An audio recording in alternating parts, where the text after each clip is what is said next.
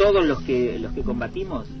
Eso que estás escuchando ahí es parte del tráiler del documental Huellas en el Viento, un documental firmado por Sandra Di Luca, por nuestra colega Sandra Di Luca, a la cual digo, por las dudas, si el nombre no te suena particular, la ves todos los días conduciendo uno de los noticieros del cable local acá en la ciudad de La Plata. Hoy en la gobernación de la provincia de Buenos Aires, la Subsecretaría de Relaciones con la Comunidad va a realizar un acto en el cual se va a realizar entrega de ejemplares del trabajo documental Huellas en el Viento, realizado, como ya te decía, por Sandra Di Luca, que narra el viaje de regreso de ex soldados a las Islas Malvinas. En aquel momento fue tras 25 años de guerra. El film será recibido por bibliotecas y organizaciones civiles de la región. Esto será encabezado por el jefe de gabinete, por Alberto Pérez, conjuntamente con Carlos Gianella, que es el subsecretario de Relaciones de la Comunidad de la Provincia de Buenos Aires. Pero ya la tenemos en línea, nuestra colega Sandra Di Luca, la realizadora de este documental, para conversar un poquito sobre esto en este marco, que ya estamos en un nuevo aniversario de lo que fue el comienzo de la guerra de Malvinas contra los ingleses. Sandra, muy buenos días, gracias por estar en contacto con Keos FM, la 90.1 de La Plata. ¿Qué tal, Carlos? Gracias a ustedes. No, por favor, el gusto es nuestro, gracias por estar en contacto con nosotros. Bueno, contarle a la audiencia, recordarnos un poquito cómo fue la realización de este documental, el viaje que hiciste en su momento con ex combatientes a las islas. Bueno, en principio, por una cuestión generacional y luego profesional, yo me fui interesando siempre en el tema de Malvinas desde el lugar de los que habían vivido esa guerra como protagonistas, la mayoría de ellos muy jóvenes, con 18, 19 o 20 años de edad, y desde el costado humano de cómo la guerra le cambia la vida a la gente, cómo hay un antes y un después inexorable, ¿no? Y bueno, por el trabajo profesional nuestro en la ciudad, el contacto también con el Centro de Excombatientes de La Plata, siempre estuve en contacto con la temática. Y en 2006-2007 se da un hecho político muy importante, que es el regreso de los viajes más asiduos, el hecho de que la municipalidad también por ordenanza promueve que viajen grupos todos los años y colabora de algún modo con el Centro de Excombatientes también de ese modo. Bueno, surgió la idea a través del contacto con ellos de acompañar. Nosotros ya veníamos registrando desde el Círculo de Relatos, que fue una producción independiente que se emitió en el canal local durante muchos años, 10 años, que se hizo muy a pulmón siempre. Habíamos reflejado estas historias, empezamos a reflejar testimonios de quienes volvían y contaban cómo era el regreso. Y entonces surgió la idea de poder ir, y yo digo que siempre es una cadena de solidaridades las que generan que estas cosas sean posibles, porque obviamente mucha gente de la comunidad ya conocía nuestro trabajo y decidió apoyarnos en esa idea, y eso fue fundamental. Y bueno, pudimos viajar una semana en mayo con un grupo de 8 excombatientes de La Plata y acompañarlos en ese recorrido, que era una vuelta a sus propias historias, y para nosotros, que no habíamos estado en ese lugar durante la guerra, era también una especie de metáfora de volver sobre un tema que a los argentinos nos resulta muy complejo siempre. ¿Qué recordás, qué vivencias tenés de esos días que estuviste en las islas? Una experiencia que también a quienes no estuvimos en la guerra nos marca un antes y un después, porque es un lugar que tiene una fuerza histórica muy grande, donde sabemos que pasaron muchas cosas que nos llegan, y donde de alguna forma pude aprender o conocer o entender un poco más lo que a mí me parece que sienten quienes estuvieron allí en ese momento y siendo tan chicos, ¿no? Porque bueno, Malvinas es un escenario de sensaciones encontradas todo el tiempo. La sensación que yo tuve, al menos, es la de llegar a un lugar que sabía que para mí era desconocido, porque iba por primera vez, que no es nuestro en los términos de que hoy, digamos, no podemos disponer soberanamente de esas islas. El hecho de saber que uno no puede filmar cuando llega al aeropuerto, son todos hechos concretos que van marcando que hay, digamos,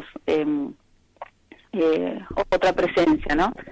Entonces, eso, pero al mismo tiempo sentir que bajás a un lugar que lo mirás y te es familiar, o sea, extrañamente familiar para quienes no habíamos estado nunca.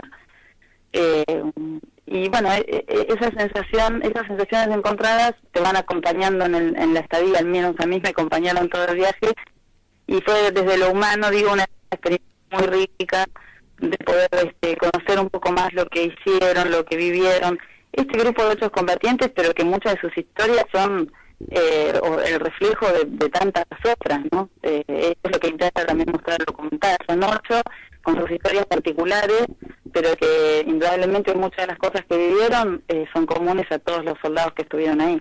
Cuando decís que pudiste entender lo que vivieron ellos, qué es lo bueno, y esas sensaciones, qué es lo que percibiste, qué es lo que te quedó en la memoria. Que para muchos de ellos, no sé si pero para no ser tan perceptiva, sé que al menos para muchos, en Malvinas es un lugar de pertenencia. Y para nosotros, quienes no estuvimos ahí, es un reclamo soberano, es parte de nuestro territorio, pero no sé si es lo mismo que sea un lugar de pertenencia. Ellos sienten que les pertenece porque parte de su historia está ahí. Y aunque hayan sido pocos meses en la vida de una persona, fue en el marco de una situación tan fuerte para la vida de quienes estaban ahí, ni siquiera sabían si iban a volver, o de quienes estuvieron ahí tratando hasta el último momento de que las cosas salieran de otra manera y sintiendo que daban lo mejor de sí. Entonces ellos sienten que pertenecen a dos lugares, en un sentido, que Malvinas es un lugar para ellos muy fuerte de pertenencia, y quizás para quienes no conocemos, para quienes estamos lejos, para quienes no sufrimos el miedo del 1 de mayo cuando los expresos realmente estaban, y a pesar de que les habían dicho todo el tiempo que lo más probable era que no vinieran nunca, no lo entendemos de la misma manera. Bien, y por último, te pregunto esto, ¿cómo fue la relación con los Kerper, con los ingleses que viven ahí, ¿no? Afortunadamente, en ese momento había un clima muy relajado y la relación fue muy buena. Claro, hoy el escenario es distinto, uno tiene que tratar de comprender que las construcciones culturales históricas de esa comunidad son muy distintas a las nuestras, pero en ese momento había un clima relajado y yo lo que sentí, lo que rescaté como muy positivo es que en general el trato era muy bueno.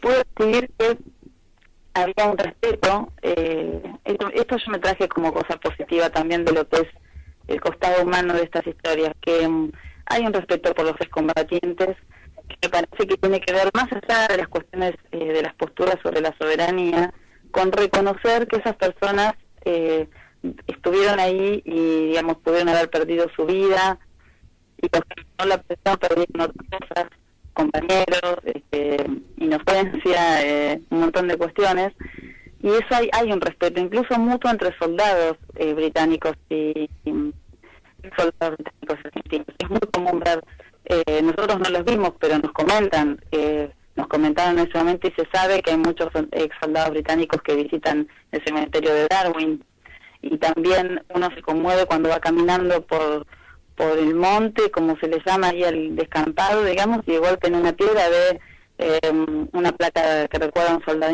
inglés. Hay un respeto por saber que hay personas que sufrieron y que dieron la vida en ese lugar.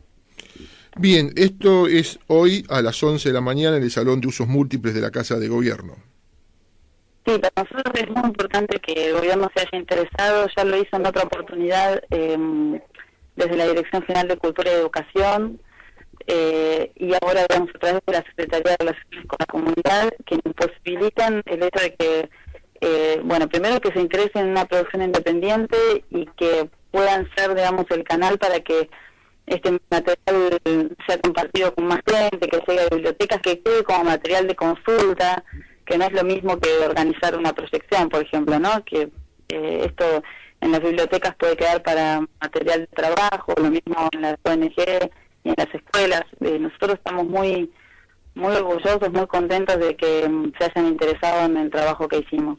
Bien, Sandra, que tenga muy buenos días. Bueno, nos encontraremos ahí en el acto. Lo mejor para vos y muchísimas gracias por pasar por No es lo que parece por Keos FM la 90.1.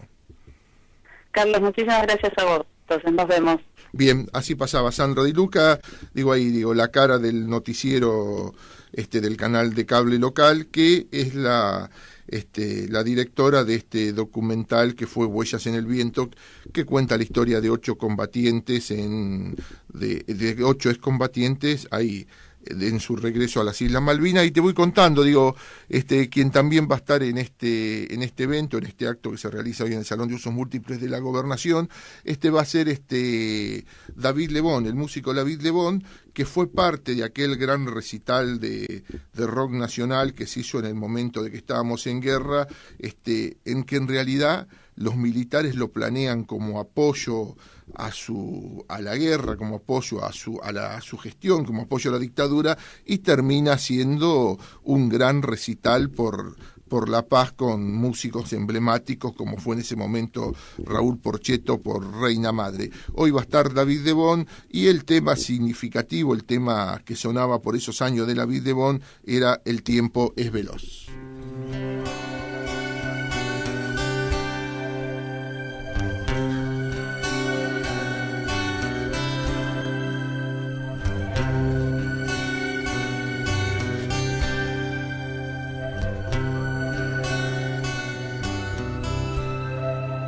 El tiempo es veloz, tu vida esencial, el cuerpo y mis manos.